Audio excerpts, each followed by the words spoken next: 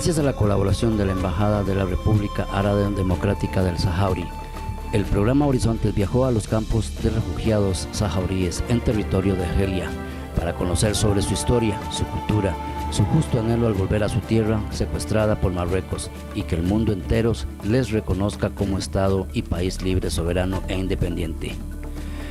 Durante las próximas semanas les invitamos a acompañarnos y a conocer a este extraordinario pueblo junto a sus autoridades. Tienen un mensaje para el pueblo y gobierno de Costa Rica.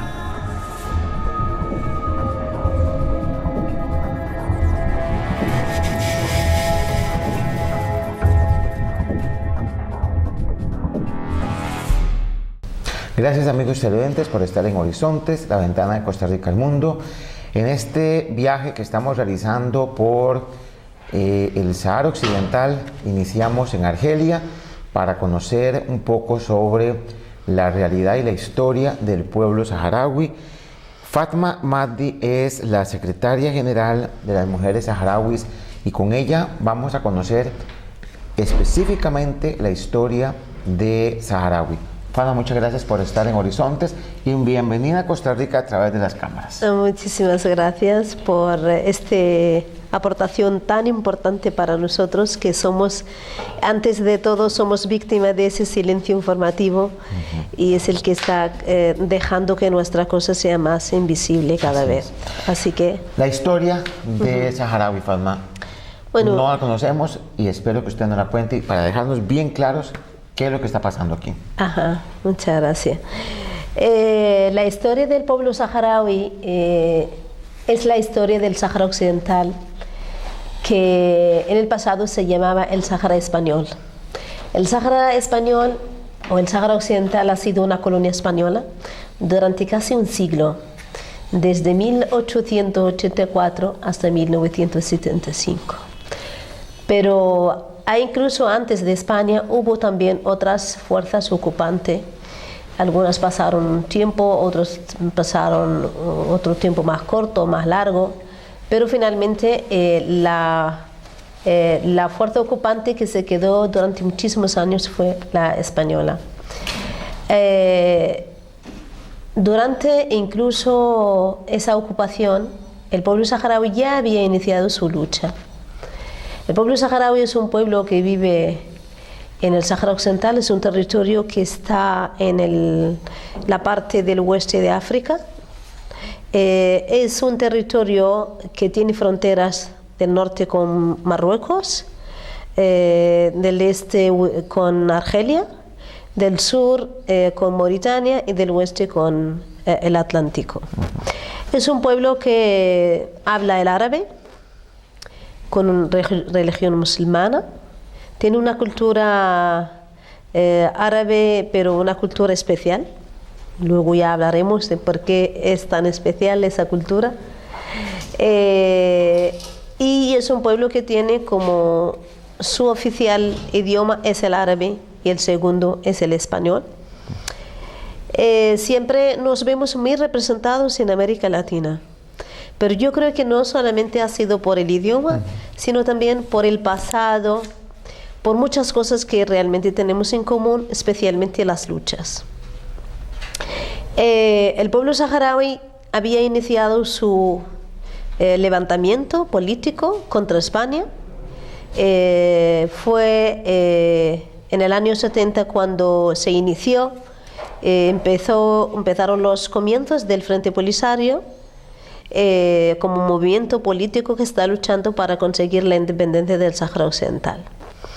Que incluso también durante la época de España el tema ya estaba en Naciones Unidas y en Naciones Unidas pidió celebrar un referéndum. Siempre ha habido muchas resoluciones incluso para obligar a España buscar una solución para que ese pueblo tenga su autodeterminación y libertad. Los saharauis pensaron que iban a tener apoyo de parte de sus vecinos, pero desgraciadamente en ese momento en el que estaban esperando el apoyo de Marruecos para luchar contra España, fueron sorprendidos en el año 75 cuando Marruecos mismo, como vecino, fue una de las partes que obligó a España o que colaboró con España para celebrar un acuerdo tripartito. Se llama el Acuerdo Tripartito de Madrid. Es un acuerdo donde el Sáhara Occidental fue dividido entre dos partes. La parte del norte se le dio a Marruecos, la parte del sur se le dio a Mauritania, que es el vecino del sur, y España se quedó como la fuerza administrativa del territorio. Fue un amargo comienzo. Yo recuerdo en aquel momento, yo tenía 7 años. Fue muy duro cuando empezó la guerra, que por un lado fue una invasión civil a través de la Marcha Verde, el 6 de octubre del 75, y aparte de esa marcha civil también fue una invasión militar con bombardeo, con armas, con napalm, con fósforo, incluso esas armas que están prohibidas mundialmente. Fue muy duro porque yo recuerdo los primeros momentos del bombardeo, cuando pues la gente huía, no sabía dónde ir. Recuerdo aquella tarde cuando empezó el bombardeo en el sitio donde residía mi familia, que era el Guilta. Todos teníamos que huirnos a unas cuevas que estaban cerca de las casas, y cuando llegó la noche, pues encontramos que todo estaba quemado, no había casas, no había hogar, no teníamos dónde ir. ¿Ese bombardeo fue por parte de Marruecos? Por parte de Marruecos. Entonces fue aquella misma noche cuando empezábamos nuestro viaje hacia Argelia, hacia las fronteras, porque era la única salida, que la frontera con Marruecos es la frontera más corta que tenemos en comparación con los otros vecinos. Pero esa frontera fue la única puerta que tuvimos para poder salir. No todos los saharauis lograron salir, sino una parte, y la otra parte se quedó, y que actualmente son la gente que está viviendo en las zonas ocupadas. Bueno, fue el comienzo del exilio en el 75. Nos encontrábamos en las fronteras. El Frente Polisario ya había organizado los campamentos gracias al apoyo de Argelia. Los campamentos que son hoy 40 años ya, esos campamentos empezaron de la nada. Durante el viaje ha habido mucho sufrimiento, mucha gente no logró llegar viva. Nacieron en el camino muchos niños, se quedaron muchas personas en el camino. Fue durísimo porque yo también recuerdo esa historia, ese testimonio que también... Y ese es el caso de muchos saharauis que lograron salir. A partir de aquel momento, pues los refugiados salieron hacia los campamentos, y ahí empezó la vida de los campamentos. Recuerdo que en los primeros momentos no había hogar, no teníamos casas, no teníamos jaima, y recuerdo que las mujeres tenían que unir las melfas, eso nuestra vestimenta llamamos melfas, unían 2 o 3 para construir un refugio, que era para toda la familia, para todos los vecinos, ¿sí? Esos refugios fueron importantísimos, porque de esos refugios se utilizaron como un hospital, un dispensario, se utilizaron para clases de niños, se utilizaron también para reunirse. Entonces fueron muy importantes, sobre todo los primeros 2 o 3 años, que eran la base, que era la infraestructura más importante de ese comienzo. Empezó la guerra. Desde el norte con Marruecos y desde el sur con Mauritania, porque también la Mauritania entró en una guerra con los saharauis. La guerra con Mauritania duró 3 años. Después de 3 años, o sea, en el 78, Mauritania firmó un acuerdo de paz con los saharauis. Pero desgraciadamente, muy poco tiempo después, Marruecos extendió sus fuerzas a la otra parte que le pertenecía a Mauritania. Empezó la guerra durante 16 años, hasta el año 91, cuando el rey de Marruecos, que era Hassan II en aquel momento, vio que a nivel militar lo estaban superando las fuerzas saharauis, aunque eran pues más pequeñas, eran menos equipadas, tenían menos armas, incluso pues las armas de Marruecos eran muy avanzadas, sí. Pero a pesar de todo esto, fue derrotado por las fuerzas militares saharauis. Y fue cuando él mismo propuso la idea del referéndum en una de las reuniones de la Unión Africana. Ahora, Fatma, para irnos a una pausa comercial para seguir con el relato, digamos, tiene que haber alguna razón por la cual este conflicto no se sabe, al menos en América Latina o al menos en Costa Rica, este conflicto se sabe muy poco. Hay como un silencio ahí medio sospechoso por parte de la comunidad internacional. Vamos a ir a una pausa comercial y cuando regresamos, ¿verdad? Le voy a pedir que usted nos explique por qué es que creen ustedes que este es un conflicto que se ha mantenido tan silencioso y hacia dónde creen ustedes que va a llegar esto. Estamos conversando con Fatma Madi, quien es la secretaria general de las mujeres saharauis. Estamos aquí en el Saharaui, pues conversando con ella y viendo hacia dónde se dirige esta historia. Ya regresamos.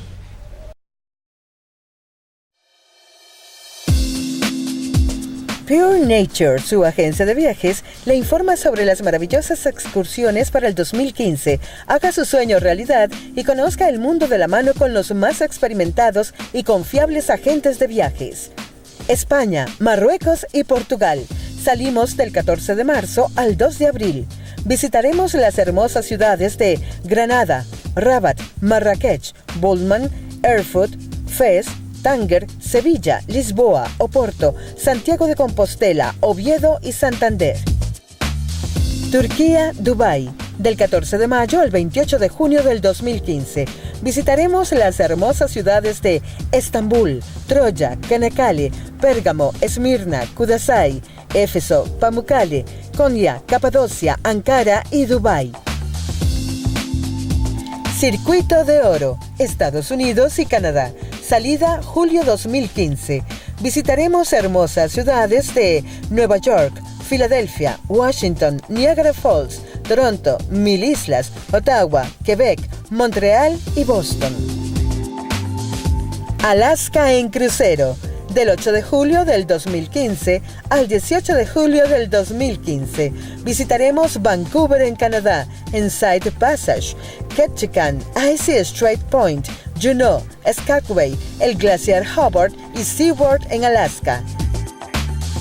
Escandinavia, Bálticos y Rusia. De agosto a septiembre del 2015. Visitaremos las hermosas ciudades de Holanda, Dinamarca, Noruega, Suecia, Finlandia, Estonia y Rusia. Llámenos, consulte sobre nuestras ofertas de temporada, reserve y vámonos a pasear. 22 39 39 98, extensión 103.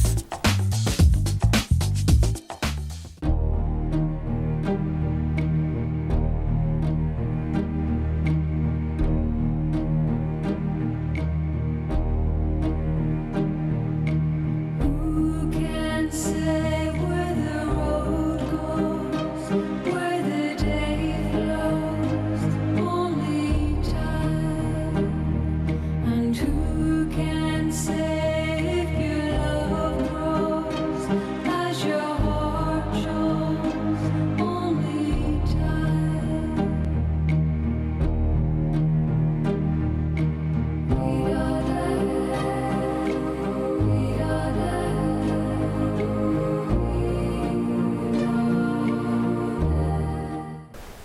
Gracias por estar en Horizontes, la ventana de Costa Rica al mundo, por Expert TV Teletica.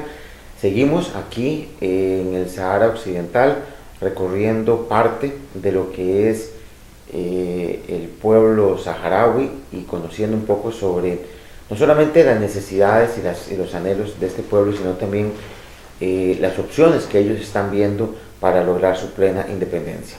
Estamos en el despacho de quien es el secretario de Estado para la Seguridad y la Inteligencia, viene siendo como el ministro para Seguridad e Inteligencia del Estado saharaui, el señor Brahim Mohamed Mahmoud, con quien vamos a conversar. Muchísimas gracias por estar en Horizontes, por estar en Costa Rica a través de estas cámaras. Y quisiera preguntarle cómo ve usted el futuro de la independencia saharaui. ¿Se va a lograr mediante la política, ya sea porque Naciones Unidas lo logre, o ustedes ven que esto de durar mucho tiempo, la única opción va a ser militar? Mucho gusto recibirles. Antes de penetrar en el tema, quiero decirles que nosotros, el pueblo saharaui, tenemos muchos lazos comunes con América Latina, que en muchos casos consideramos como una profundidad de nuestra, porque en África somos el único país árabe, musulmán y africano que habla hispana. Bueno, está la Guinea Ecuatorial, pero como país árabe y musulmán, el único que habla el español, cultura española, somos los saharauis, y es por ello que tenemos muchos lazos en común con toda América Latina. Y siempre hemos tenido vista hacia allá, compartimos con vosotros muchas cosas. En cuanto a nuestra situación actual, nosotros consideramos que hasta cierto punto somos independientes, porque tenemos gran parte de nuestro territorio liberado. Está ahí no solamente nuestro ejército, sino también hay ciudadanos, hay una infraestructura, escuelas, dispensarios, hay campesinos y hay inicio de una vida ahí en los territorios liberados. Marruecos ocupa una parte del territorio. ¿Qué porcentaje ocupa Marruecos de todo el territorio saharaui? Pues un poco superior al 60%. Es bastante todavía. Es bastante y está y es una parte ocupada también, en la cual levantó un muro de defensa, uno de los más largos a nivel mundial, porque está como 2.700 kilómetros, con minas, una densidad terrible, más casi 10 millones de minas. Es la parte del mundo donde mayor densidad de minas. Es una condena terrible al invasor y sería la peor herencia. En el momento estamos en una guerra. La guerra no ha parado, no hay un convenio de paz definitiva. Estamos en un cese-fuego, y un cese-fuego puede conllevar a la guerra como puede conllevar a la paz. Eso depende de las negociaciones. La presencia de las Naciones Unidas es un signo mayor de que la ocupación marroquí al Sahara es totalmente ilegal.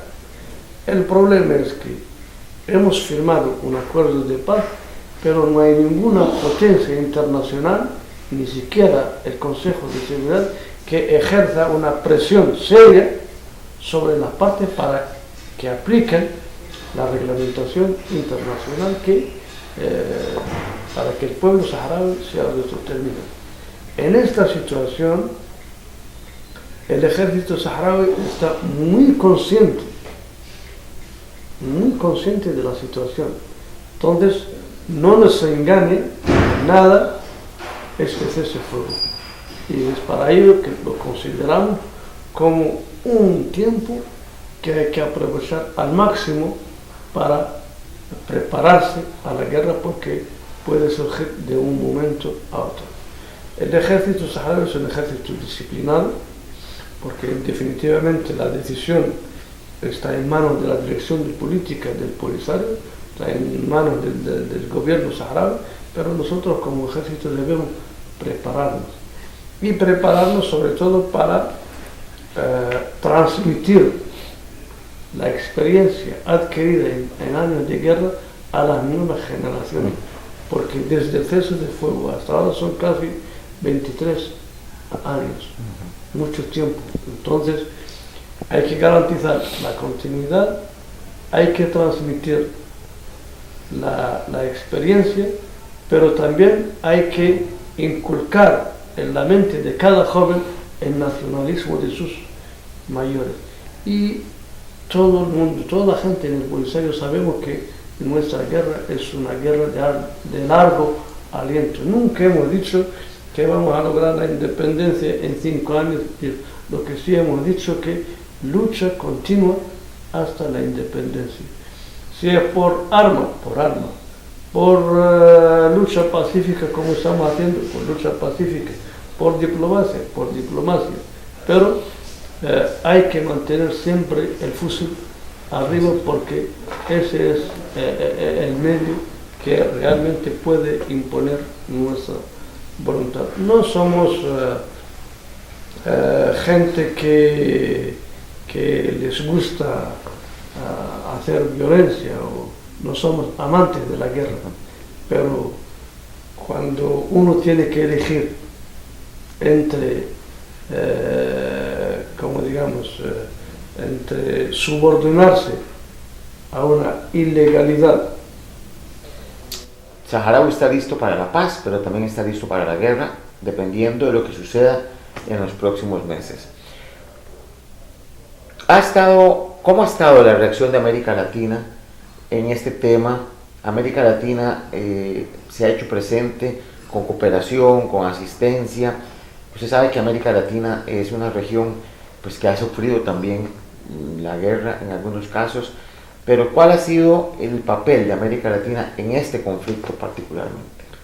América Latina ha sido siempre solidaria como gobiernos, pero solidaria también como pueblos. Siempre han estado aquí presentes países. Hoy en día, por ejemplo, están chilenos, están de Costa Rica, están de Colombia, están de Venezuela, México, Perú y Cuba. Solamente en esta semana. Eso quiere decir que países de América Latina siempre han estado solidarios con el pueblo saharaui y han ayudado. Muchos cuadros saharauis han cursado sus estudios en América Latina, en Cuba y en otros países. Y hoy en día también los saharauis están presentes como ciudadanos normales en América Latina, algunos trabajando, otros estudiando, etc. Entonces, el aporte de América Latina a la lucha del pueblo saharaui es muy sentido y presente, no en el aspecto bélico, pero en los demás aspectos América Latina ha ayudado, y creo que hoy en día la mejor y la mayor ayuda es en el campo mediático, en el campo diplomático y en el campo de derechos humanos. Y en algunos foros, por ejemplo, que se han organizado en América Latina, ahí también ha sido apoyado fuertemente la lucha del pueblo saharaui. Nosotros lo estimamos mucho, lo consideramos, y aprovecho la ocasión para agradecer a todos los pueblos de América Latina su ayuda continua a la lucha del pueblo saharaui. ¿Qué le pediría particularmente, ministro, a Costa Rica? Usted sabe que Costa Rica es un país que desde hace 60 años no tiene ejército, pero sin embargo es un país pues, que tiene una policía civil y pues también cuando hay que defenderse, ¿verdad? Pero, ¿qué le diría usted a un pueblo y a un país como Costa Rica de parte del pueblo saharaui que está tan urgido de resolver este conflicto? Porque la verdad es que ya es suficiente, 40 años de estar ustedes sufriendo por un territorio que es de ustedes, que les pertenece, simplemente fue invadido, ¿verdad? Pero, ¿qué le diría usted al pueblo de Costa Rica y qué le pediría al gobierno de Costa Rica? Pues mira, aunque yo no he visitado América, siempre he sido militar, pero le digo que en discusiones políticas a nivel de dirección del Polisario tenemos a Costa Rica como modelo. ¿Modelo en qué? Podemos existir como Estado, desarrollarnos como Estado sin necesidad de tener un ejército porque no tenemos problemas con nadie, ni tenemos también intenciones de agredir a nadie. Entonces, si hay que invertir en algo, hay que invertir en enseñanza, en salud, en desarrollo económico, en agricultura. ¿Y para qué un ejército si no tenemos problemas con nadie? Y es un tema que le digo que hemos tenido a Costa Rica como modelo. Aprovecho la ocasión para hacer llegar a través de ustedes nuestros saludos a todo el pueblo de Costa Rica y les repito que tenemos a Costa Rica como modelo en nuestra mente y esperamos que en algún día logramos desarrollar muchas relaciones con toda América Latina y en especial con Costa Rica. Estamos en un momento de dificultades y cuando un pueblo como seres humanos está en un momento de dificultad, pues lo primero que le viene a la mente, ¿quién me ofrece ayuda?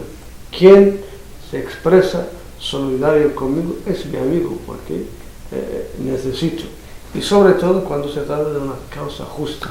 Es orgullo, es mucho, gran honor para todo el pueblo de Costa Rica y el gobierno de Costa Rica ayudar y sentirse solidario con el pueblo saharaui en este momento crucial y difícil, pero nosotros estamos seguros, muy seguros de que algún día también estaremos independientes y será un momento de alegría para todos, pero para ver hacia el futuro, tanto con Costa Rica como todos los pueblos de América Latina. Pues yo le deseo la mejor de las suertes y le agradezco mucho el que me haya recibido acá en su despacho. Desearle mucha suerte, pero sobre todo, ojalá que esto se resuelva sin necesidad de usar las armas, porque pues uno a veces se pone a pensar en la gente más joven y en los niños, ¿verdad? Que no queden traumatizados, pero ojalá que puedan ustedes lograr esa independencia plena por el medio Pacífico y que ojalá Costa Rica también sea un ejemplo para que algún día ustedes puedan quitar el ejército y dedicar todos los recursos a educación, salud, etcétera. Le agradezco mucho, ministro, y ojalá espero verlo en Costa Rica. En América Latina más vale vivir, más vale morir de pie que eso es cierto. Y recuerda que los árboles siempre mueren de pie, ¿verdad? Muchas gracias. Nos vemos como de costumbre la próxima semana y les invitamos para que nos sigan acompañando en este recorrido por el Sahara Occidental. Buenas noches. Horizontes, la ventana de Costa Rica al mundo. El registro de las actividades diplomáticas en beneficio del conocimiento, la salud y el progreso de la comunidad mundial. Horizontes, un espacio en el tiempo cargado de experiencias, retos y oportunidades. La ventana de Costa Rica al mundo.